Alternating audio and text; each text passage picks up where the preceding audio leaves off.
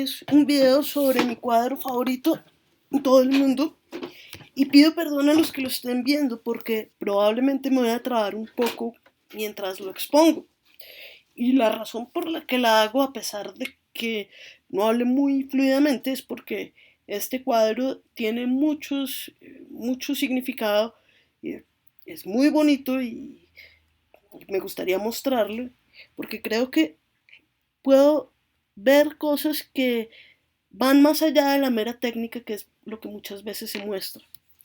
Entonces, voy a mostrar primero cómo se ve este cuadro, porque es importante. Esto es un retablo, es bastante grande y mide como 1,94 por 1,94. Hoy en día está en el Museo del Prado de Madrid, pero originalmente fue hecho para un convento dominico en Fiesole. Lo que pasa es que hacia el año 1611 o algo parecido necesitaban restaurar eso y entonces lo vendieron y terminó comprándolo Felipe III, y por eso es que ha terminado en el Museo del Prado. Pero es importante no perder de vista que esto no estaba hecho para contemplarlo como se contemplan los cuadros en el museo, sino para rezar frente a él. Y así lo vieron las primeras personas que estuvieron frente a él. Así lo vio el primer gran historiador del arte, que es Giorgio Vasari, y, y decía que este era un cuadro que parecía haber sido pintado en el cielo. Y a mí la verdad me parece que sí. Y también parece y evidencia que es un cuadro que es pintado por una persona que sabe mucho de teología y que por otra parte es muy devoto y muy sensible. Acá volvamos al cuadro. Este cuadro es pintado por Frangélico, que es a la vez un gran pintor que abre las puertas al Renacimiento. O sea, él y Giotto están abriendo las puertas del Renacimiento cuando prenden la perspectiva. Y además de ser el gran pintor, fue un fraile dominico, y algunos han comparado su obra con la de Santo Tomás.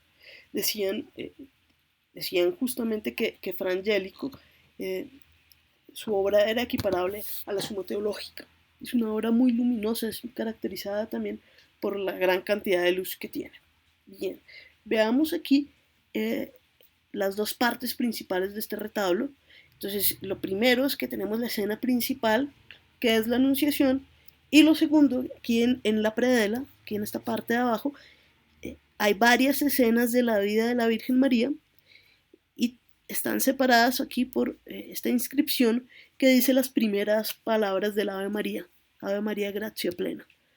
Acá brevemente tenemos los desposorios de la Virgen María. Aquí tenemos la visita de María, la prima Santa Isabel. Esto es el nacimiento de Jesús y la adoración de los magos.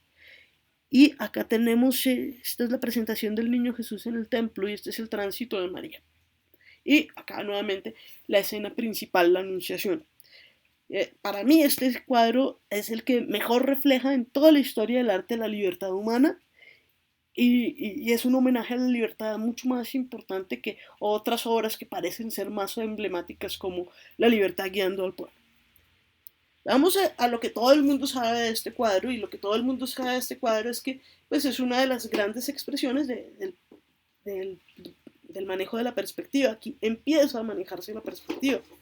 Y es que si ustedes cogieran una pieza, una obra de arte, por ejemplo, de arte gótico, o obras de arte con pocos años de diferencia de este, verían algo totalmente diferente. Son obras bidimensionales. Y en esas obras bidimensionales lo que llama más la atención es que el tamaño de lo que aparece representado depende de la importancia de quien es representado. Acá no, estos son cuadros más bien realistas. Es decir, acá vemos en tercera dimensión. Fíjense que casi que podemos entrar al cuarto de la Virgen María, y claramente el tamaño no depende de la importancia del personaje, sino de la distancia que tiene respecto del observador. Pues, por ejemplo, acá notoriamente vemos un personaje que no puede ser más importante, que es Dios, que está en las manos de Dios, pero no son un elemento que sea mucho más grande que lo demás que aparece. Bien, Fijémonos en otras cosas que parecen superficiales, pero dicen mucho. Y entonces lo primero que quiero llamar la atención es la luminosidad del cuadro. Aunque el cuadro en general es muy luminoso, hay zonas más luminosas que otras y notablemente esta parte de aquí es mucho menos luminosa de esta parte de aquí, a pesar de que no tendría que serlo, porque aquí estamos en un paisaje abierto donde pues aquí está prácticamente el sol y esto es un recinto cerrado. A pesar de esto, acá hay mucha más luz que acá. Esto es la expulsión del paraíso. Es decir, aquí tenemos el primer acto de libertad desordenada de la historia que trae consecuencias muy negativas para toda la humanidad. Acá el ser humano está siendo expulsado del paraíso. Un ángel los expulsa. Hay censura. Acá es, pues aquí empieza nuevamente la historia.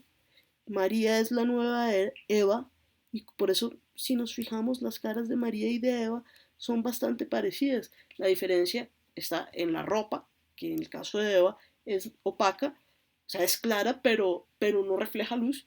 Y en cambio la ropa de la Virgen María es muy luminosa y el peinado, estos peinados recogidos usualmente quieren mostrar que la mujer en cuestión es una mujer casta. Bien, miremos los colores.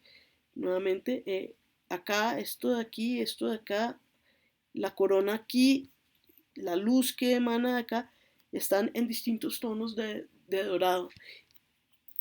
Claro que acá no se ve, o sea, debía estar más brillante, pero el, el dorado tiene una significación especial en el arte religioso.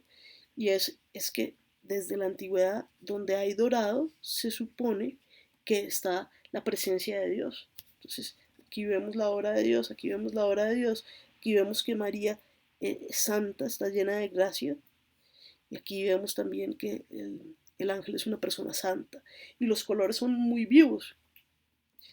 Dentro de los colores vamos a mirar uno que es especial, y es este azul, y a nosotros pues nos puede parecer un color de azul lindo, y ya, pero en la época de Frangélico, que uno escogiera ese azul para pintar algo era algo todavía más especial, porque ese azul solo se puede obtener con la piedra de lapislázuli, y la piedra de lapislázuli es excepcionalmente costosa. Entonces, en la historia del arte, prácticamente hasta Tintoretto, cuando se usa ese color, se usa solo para tres cosas: el mar, el cielo y la Virgen María. Es decir, ese color, el que se use, ya está mostrando la dignidad del personaje, porque no a cualquier personaje se le dedicaría un color con un pigmento tan caro. Bien, otra cosa que es interesante ver es que acá tenemos el presente, el pasado y el futuro. Digamos que el presente sería lo que estamos mirando, pues la escena principal, la anunciación, pero esa anunciación está conectada con el pasado, es decir, los principios de la historia de la humanidad, y con el futuro, que va a ser la pasión y la resurrección de Cristo. ¿Cómo vemos esto? Bueno, este cuadro de izquierda a derecha nos muestra una línea temporal en donde aquí se da el primer pecado y desde este mismo momento vemos un plan de salvación que se proyecta por toda la historia y que llega hasta este momento en donde se le pregunta a María si acepta ser la madre de Dios. Y aquí vemos al ángel inclinándose ante ella y esperando al otro acto, al otro gran acto de la libertad humana, porque si este fue un acto desviado, este será un acto de obediencia perfecta, en donde libremente la Virgen dirá que ella es la esclava del Señor y así viene la salvación al mundo entero. Y la otra manera, porque entonces aquí vemos conectado y además claramente por una acción de Dios que va por toda la historia, el pasado y el presente. Pero también lo vemos aquí. ¿Por qué? Porque lo que está haciendo la Virgen María es leer este libro que probablemente sea la Biblia. Y entonces se están conectando este momento con todo el Antiguo Testamento, incluyendo este momento, porque aquí se hace la promesa de de que una mujer pisará la cabeza de la serpiente. Y el futuro lo vamos a ver en esta golondrina. Esta golondrina para mí es el elemento central de todo ese cuadro. ¿Y por qué digo que se ve el futuro? Porque en la tradición medieval, Cristo, cuando Cristo estaba en la cruz, las golondrinas fueron a consolarlo y a quitarle espinas. Pues si la golondrina es un símbolo de la pasión del Señor, que esté aquí esta golondrina nos está poniendo de presente que este niño que se está encarnando va a padecer en la cruz y, por supuesto, nosotros nunca entendemos la pasión sin la resurrección. Entonces, por lo tanto, se va a resucitar. Bien, la golondrina también está haciendo una cosa interesante y es poner de presente que esto de alguna manera tiene una relación con el templo de Jerusalén y que el cielo también está aquí. ¿Por qué estas conexiones? Primero, porque el templo de Jerusalén se entendía como aquel lugar donde moraba Dios. Entonces el templo de Jerusalén de alguna manera es un cielo en la tierra. Y aquí está pasando lo mismo. La golondrina, ¿por qué nos conecta con el templo de Jerusalén? Porque existen salmos donde se habla de los templos de las golondrinas que estaban en el templo de Jerusalén. Pero además, porque esto de aquí es a la vez un templo y es el cielo. Yo no sé si haya sido consciente Frangélico, pero es imposible que no hiciera esta conexión, porque es que este cielo de aquí es idéntico al cielo que hay en un templo de un poquito anterior, que es la capilla Scrovegni. Creo que aquí se ve y aquí se ve. Y fíjense que es lo mismo, el techo es azul de lapislázuli y tiene estrellas doradas, justo como la anunciación de Frangélico. Entonces, aquí tenemos a la vez un templo que es cielo y es una conexión bastante interesante. La otra cosa que a mí me parece interesantísimo aquí es que para cualquier cristiano que mirara esto, aquí había una indicación de algunos de los misterios más importantes de la historia de la iglesia. Por ejemplo, tenemos la encarnación de Cristo. Por la misma encarnación, pues viendo además la corona de santidad, vamos a ver que María es madre de Dios. Vemos la Trinidad, cada Padre, que está el Espíritu Santo, y se va a encarnar el Hijo, pero además el Hijo está aquí arriba.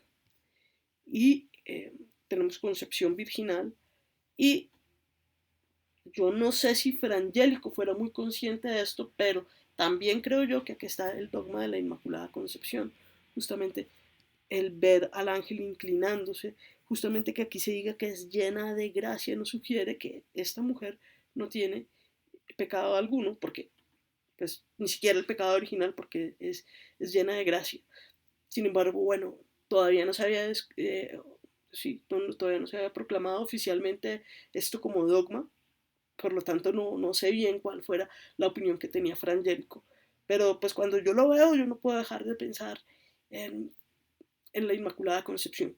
Y luego el tercer significado de este pajarito, digo, golondrina, que para mí es el significado más importante, y esto es una firma de Frangélico, o sea, Frangélico es también este pajarito. ¿Por qué? Porque ¿qué hace este pajarito sino contemplar todo lo que pasa? Es decir, es, es, no es un elemento tan esencial, se podría pintar esto. Este pajarito está mirando todo lo que pasa, pero miremos cómo es esta golondrina, blanca y negra, justo como el hábito de los dominicos. ¿Y qué hicieron los dominicos? Porque eran muy famosos, especialmente en esa época, por propagar la devoción al rosario. Entonces, el rosario es una oración en donde uno contempla los misterios de la Virgen, de la vida de la Virgen. Y justamente aquí se está mirando el primer misterio del rosario, que es la Anunciación. Esto es un dominico contemplando los misterios del rosario. Pues no me sorprendería que eso fuera frangélico y que cuando estaba pintando esto lo hiciera como una forma de oración. Y bueno, eso es lo principal que yo tenía que decir sobre este cuadro y pido perdón por algunas fallas en la narración, pero la verdad es que es lo mejor que puedo hacer.